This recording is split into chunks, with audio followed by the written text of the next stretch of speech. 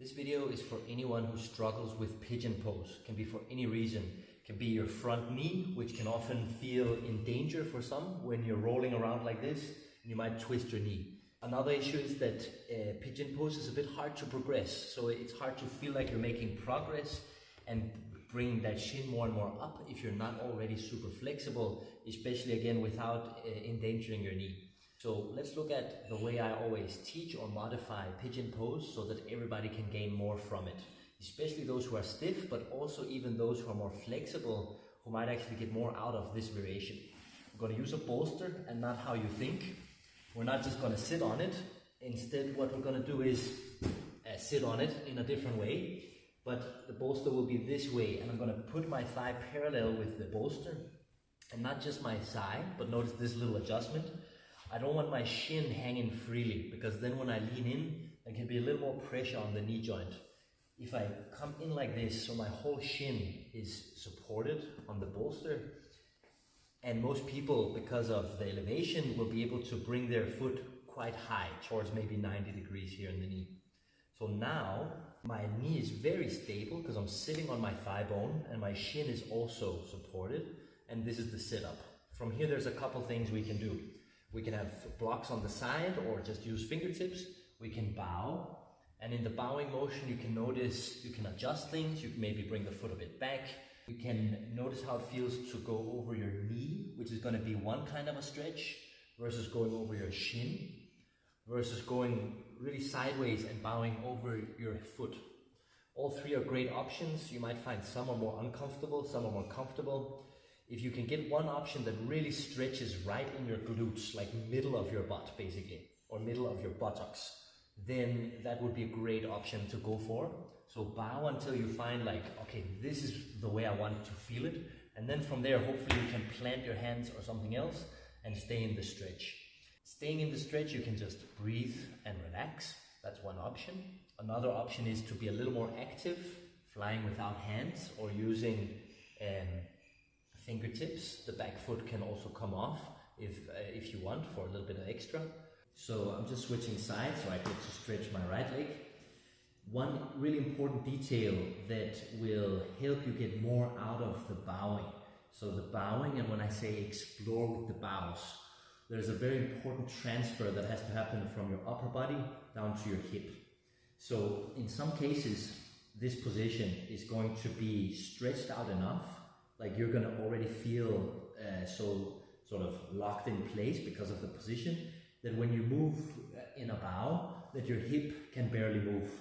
So that can be a problem, because the goal when I bow is that my hip rolls forward or my pelvis rolls forward in an anterior tilt with my upper body.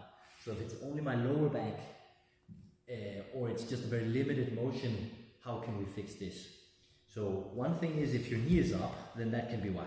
If your knee is too high, it can be very hard for the hip to roll, because this hip is now actually internally rotating. I want to get that hip out of the way, send it back. And that's, find some place, and if that kneecap feels a bit iffy, put a blanket right here. But then with that in place, when you start to roll, see if I just hold my finger on my hip. Now as I bow, see how that's dropping down? That's going to turn the intensity up like crazy. So if you're bowing, but your hip remains stable, you won't really feel that big of a change maybe. But once you figure out how to drop your hip into it, different story. So if this is trouble, or you feel like you're a bit pushed back, or it's not so easy to move your hip, now let's try and modify.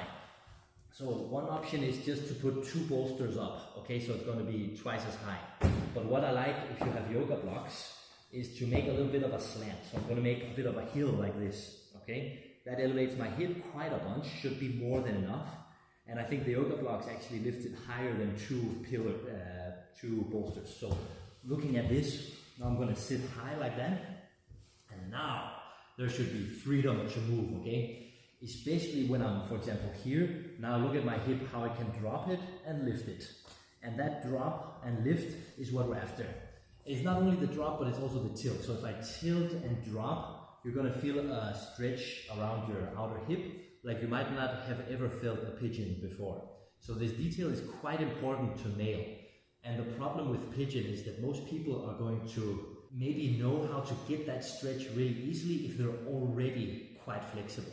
But for those of us who are struggling with hips that don't already externally rotate a bunch, it can be really hard to get a high quality stretch like that, especially keeping your knee safe. So these are the details. Make sure you feel like you elevate high enough that your hips are actually able to roll and maybe also drop and hike, drop and hike.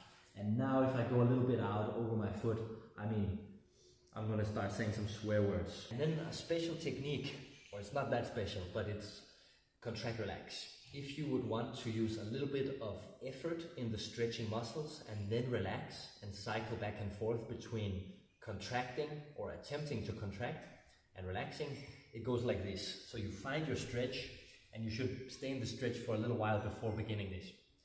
Then what you do is that outer edge of your foot, you lean into it and have a sense that you're pushing that outer edge through the floor.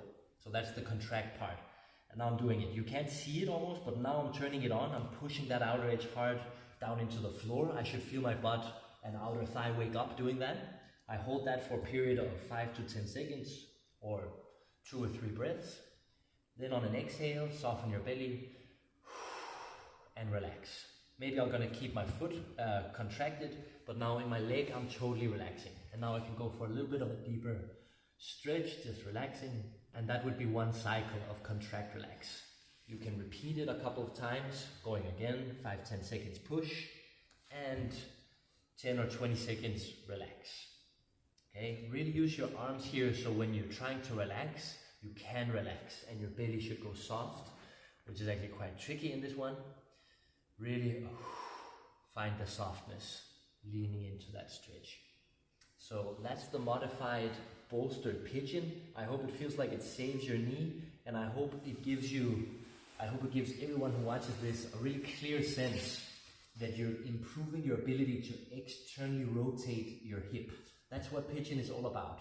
And when you feel the pigeon in your knee or other places that's uncomfortable, or you feel you can't really move in a pigeon because you're a bit stuck on the floor, then this is a really good option to take you a bit up, create stability around the knee, and give you a really good stretch.